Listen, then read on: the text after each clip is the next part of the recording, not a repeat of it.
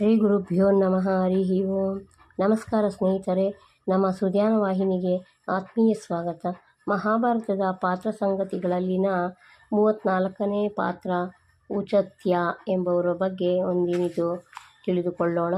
ಉಚತ್ಯ ಮುನಿ ಒಬ್ಬ ಮಹಾಸಾಧಕ, ಅಂಗಿರಸ ವಂಶದವರು. ಸೋಮ ಋಷಿಯ ಮಗಳನ್ನು ಮದುವೆಯಾಗಿದ್ದರು. ದಂಪತಿಗಳು ಆಶ್ರಮದಲ್ಲಿ ಸುಖವಾಗಿದ್ದರು. ಈಕೆಯ ಮೇಲೆ ವರುಣ ದೇವನ ಕಣ್ಣು ಬಿದ್ದಿತ್ತು. ಮೊದಲೇ ಅವಳನ್ನು ನೋಡಿ ಪ್ರೀತಿಸಿದ್ದ. ಆದರೆ ಅವಳಿಗೆ ಮದುವೆಯಾದ ಮೇಲೂ ವರುಣನ ಮನಸ್ಸು ಬದಲಾಗಲಿಲ್ಲ. ಸೂಕ್ತ ಸಮಯಕ್ಕಾಗಿ ಕಾಯುತ್ತಿದ್ದ. ಒಂದು ದಿನ ಉಚತ್ಯನು ಯಮುನಾ ನದಿಯ ಬಳಿಗೆ ಸ್ನಾನಾರ್ಥವಾಗಿ ಪ್ರಯಾಣ ಮಾಡಿದುದನ್ನು ಕಂಡ ವರುಣನು ಆಶ್ರಮಕ್ಕೆ ಬಂದು ಉಚತ್ಯನ ಪತ್ನಿಯನ್ನು ಅಪಹರಿಸಿ ವರುಣನಗರಿಗೆ ಒಯ್ದ. ಅಲ್ಲಿ ಬಲಾತ್ಕಾರವಾಗಿ ಅವಳೊಂದಿಗೆ ಭೋಗಜೀವನವನ್ನು ನಡೆಸುತ್ತಿದ್ದ. ವಿಶ್ವಸಂಚಾರಿಯಾದ ನಾರದರಿಗೆ ಈ ಸುದ್ದಿ ತಿಳಿಯಿತು. ಅವರು ತಾವೇ ನೇರವಾಗಿ ಹೋಗಿ ಅವಳನ್ನು ಕಳಿಸಿಕೊಡು ಎಂದು ಬುದ್ಧಿ ಹೇಳಿದರು. ದಿಕ್ಪತಿಯಾದ ನಿನಗೆ ಋಷಿಪತ್ನಿಯರನ್ನು ಪೀಡಿಸಿದರೆ ಕೇಡು ತಪ್ಪದು ಎಂದು ಎಚ್ಚರಿಸಿದರು. ಆದರೆ ವರುಣ ಇವನ ಮಾತಿಗೆ ಬೆಲೆ ಕೊಡಲಿಲ್ಲ. ತತ್ಕ್ಷಣ ನಾರದರು ಉಚತ್ಯನ ಬಳಿಗೆ ಹೋಗಿ ಎಲ್ಲವನ್ನೂ ತಿಳಿಸಿದರು. ವರುಣನ ಉದ್ದಟತನಕ್ಕೆ ತಕ್ಕ ಶಿಕ್ಷೆ ಮಾಡು ಎಂದು ಕೋರಿದರು. ಅಪಾರ ತಪಶ್ಶಕ್ತಿಯುಳ್ಳ ಉಚತ್ಯನು ಸಮುದ್ರ ತೀರಕ್ಕೆ ಹೋದ. ಸ್ವಲ್ಪ ಹೊತ್ತು ಸಮುದ್ರವನ್ನೇ ದುರುಗುಟ್ಟಿಕೊಂಡು ನೋಡಿದ. ಉಚತ್ಯನ ತಪೋಜ್ವಾಲೆಯ ಪರಿಣಾಮವಾಗಿ ಸಮುದ್ರವು ಸಂಪೂರ್ಣವಾಗಿ ಒಣಗಿ ಮರುಭೂಮಿಯಂತಾಯಿತು. ವರುಣಪುರವು ಹಾಳಾಯಿತು. ಕೂಡಲೇ ವರುಣದೇವ ದಿಗ್ಭ್ರಮೆ ಹೊಂದಿ ಉಚತ್ಯನ ಬಳಿಗೆ ಬಂದ. ಅವರಿಬ್ಬರ ನಡುವೆ ಸಂಧಾನವಾಯಿತು. ವರುಣನು ಉಚತ್ಯನ ಪತ್ನಿಯನ್ನು ತಂದು ಒಪ್ಪಿಸಿ ತನ್ನ ಅಕೃತ್ಯಕ್ಕೆ ಕ್ಷಮೆ ಯಾಚಿಸಿದ. ಉಚತ್ಯನು ಉದಾರ ಮನಸ್ಸಿನಿಂದ ಅವನನ್ನು ಕ್ಷಮಿಸಿದ.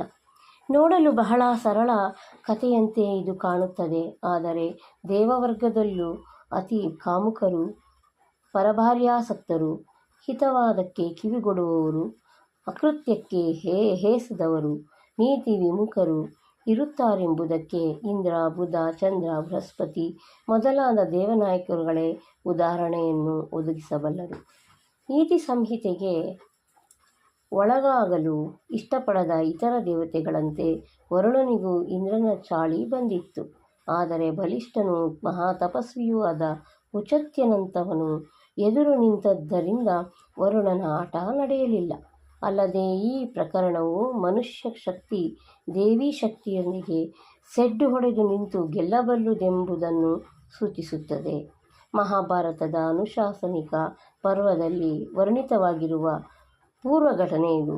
ಭೀಷ್ಮರು ಧರ್ಮರಾಯನಿಗೆ ಹಿತೋಪದೇಶ ಮಾಡುತ್ತಾ ಅಹಂಕಾರ ಪಡಬಾರದು ಎಂಬುದಕ್ಕೆ ಕಾರ್ತ್ಯವೀರ್ಯಾರ್ಜುನನ ಕತೆ ಹೇಳಿ ಉಚತ್ಯನ ಉದಾಹರಣೆಯನ್ನು ಕೊಡುತ್ತಾ ಈ ಪ್ರಸಂಗವನ್ನು ವರ್ಣಿಸಿದ್ದಾರೆ.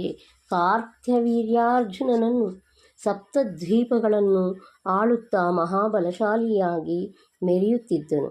ತನ್ನ 1000 ಬಾಹುಗಳ ಮುಂದೆ ಯಾರೂ ನಿಲ್ಲಲಾರರು ಎಂದು ಜಂಬಪಡುತ್ತಿದ್ದನು. ನನಗೆ ಸಮನಾರು ಯಾರೂ ಇಲ್ಲ ಎಂದು ಒಮ್ಮೆ ಗಟ್ಟಿಯಾಗಿ ಕೂಗಿಕೊಂಡಾಗ ವಾಯುದೇವನು ಅವನ ಬಳಿಗೆ ಬಂದು ಉಚತ್ಯನು ತಪಸ್ಸಿನಿಂದ ಶಕ್ತಿ ಗಳಿಸಿ ವರುಣನನ್ನೇ ಹೇಗೆ ಬಗ್ಗು ಬಡಿದನೆಂಬ ಸಂಗತಿಯನ್ನು ಹೇಳಿ ಅಹಂಭಾವ ಇರಬಾರದೆಂದು ಬೋಧಿಸಿದನು. ದೇವತೆಗಳು ಕೂಡ ಕೆಲವು ಸಂದರ್ಭಗಳಲ್ಲಿ ಹದ್ದು ಮೀರಿ ವರ್ತಿಸುತ್ತಾರೆಂಬುದಕ್ಕೆ ವರುಣನ ಕಥೆಯೇ ಸಾಕ್ಷಿ. ವರುಣನು ನಾರದನಂಥ ಹಿತೈಷಿ ಬಂದು ಹಿತವಾಗಿ ಹೇಳಿದರೂ ಕೇಳದೆ ಅವಮಾನಕ್ಕೆ ಗುರಿಯಾದ. ಉಗ್ರ ಶಿಕ್ಷೆಗೆ ಒಳಗಾದಾಗಲೇ ಈ ಜನಕ್ಕೆ ಬುದ್ಧಿ ಬರುತ್ತದಲ್ಲವೇ? ವರುಣಪುರವು ಧೂಳೀಪಟವಾಗುವುದಕ್ಕೆ ಮುನ್ನವೇ ವರುಣನಿಗೆ ಬುದ್ಧಿ ಬಂದಿದ್ದರೆ ಚೆನ್ನಾಗಿರುತ್ತಿತ್ತು. ಸುಂದರವಾದ ಸ್ವರ್ಗದಂತಿದ್ದ ವರುಣನ ಒಂದು ಪುರವು ಧೂಳೀಪಟವಾದ ಮೇಲೆ ವರುಣನಿಗೆ ಬುದ್ಧಿ ಬಂತು. ಇವಿಷ್ಟು ಉಚತ್ಯ ಮುನಿಯ ಕುರಿತಾದ ಸಣ್ಣದಾದ ಮಾಹಿತಿ. ಮುಂದಿನ ಎಪಿಸೋಡ್ನಲ್ಲಿ ಮತ್ತೆ ಸಿಗೋಣ. ನಮ್ಮ ಸುಧ್ಯಾನಕ್ಕೆ ನಿಮ್ಮ ಬೆಂಬಲವಿರಲಿ. ನಿಮ್ಮ ಆರೋಗ್ಯದ ಕಡೆ ಗಮನವಿರಲಿ. ಧನ್ಯವಾದಗಳು ಸ್ನೇಹಿತರೆ.